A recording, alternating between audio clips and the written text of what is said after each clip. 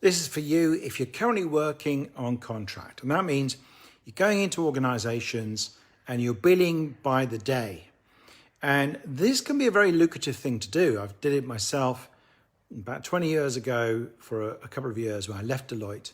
And I consulted to people like the BBC and Siemens, Accenture.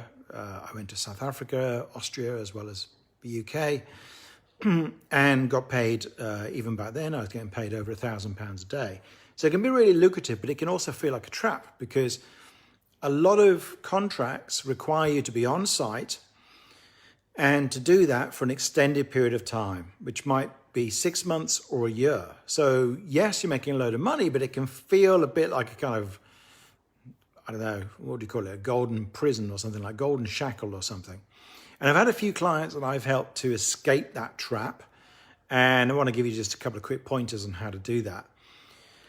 And one is to go from contracting to something that's much more like pure consulting. Now, sometimes you're called a consultant, as I was, and you're still largely working on long-term projects. Mine, I actually managed to kind of get halfway there and do short-term engagements at a very good rate. But if you can move to consulting where instead of, generally you're moving from implementation to giving people the plan of how to implement, or giving, you're diagnosing the problem and giving them a solution.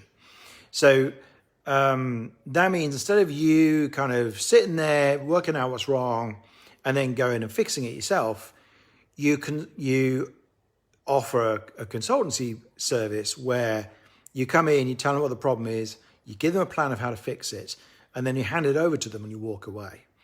And it generally, it means you need skill, you need to know your subject matter very well. But what happens then is you can basically get paid a lot more money per day. The engagements tend to be shorter. And in the gaps in between, you can do other things. You know, if you want to start a different kind of business, you can do that. If you just want to have time off, you can do. I could make enough money in 3 months a year to, when I was consulting, to match what I got paid at Deloitte, and I got paid pretty well at Deloitte. So that's one model for you. Other people can basically implement. You can either, I mean, one model is you kind of find the people and you recommend them and to actually do the implementation and execute on the plan you give them. Another model is you just say to the company, you know, you implement this internally. You kind of worry about how to implement it. Another model is you can hire people, subcontract them and send them in there.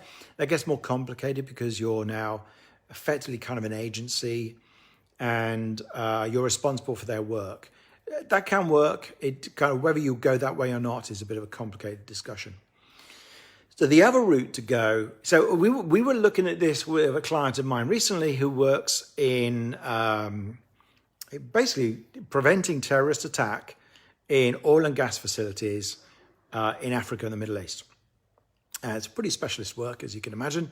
And he wanted to move from being on site for months at a time to being able to consult where he would actually hand you a complete plan, a strategy to reduce your risk of terrorist attack, and then tell you how to implement it. You need this kind of person, and this person, and then walk away. And he gets paid a lot more for that fee, and on a sort of, he gets paid by the project, and then he gets a lot more time at home. And in fact, a lot of the work he could do remotely. So that's kind of moving to consulting. But what we've recently been discovering is that there is another opportunity for him where we think he can provide an information service around the threat of terrorist attack. I won't go into too much detail because I think he's got a really interesting idea. And he can sell that to multiple customers. Now he's moving into the space of being a real business. A business where it's scalable, basically.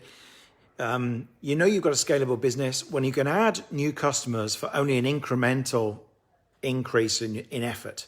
So going from 4 customers to 8 customers doesn't take you twice as much work to deliver.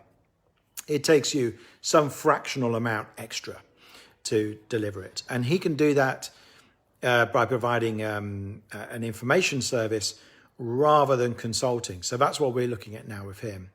Another client of mine who I've mentioned quite big because he did really well is Rick, who was a logistics professional in China.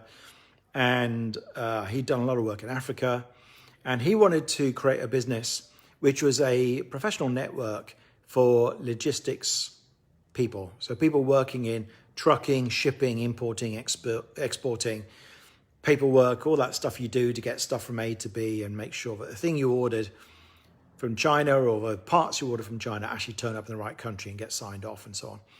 So his idea was to connect the best people particularly in Asia and in Africa, because he had experience of both those parts of the world.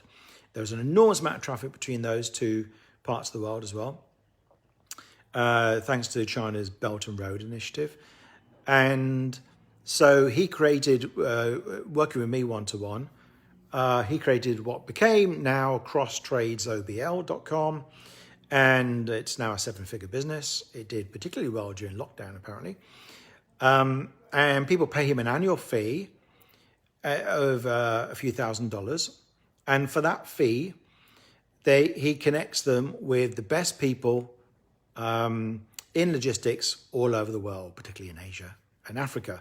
He's now building into that additional things like a virtual logistics app, I guess, where you go on and say, I need to ship 12, tanker loads of, I don't know what it is, components from there to there. And it just works out the best way of doing that. And then people inside the network can bid. So it started off, though, as a very simple thing, which is give me a few $1,000s and I will connect you with the best people for the next year all over the world. So that's a couple of different models of how to escape from the contracting day rate. It can feel like even you can end up very rich, get a lot of money, but it can feel like a prison. You can end up, particularly if you're contracting, you might be in a place you don't want to be, you're away from your family. The work might be well paid, but it might not be that exciting or fresh for you. And you've got the hunger for something new. I've got a new client starting next week who I'm also going to be helping with that, who's in that kind of situation.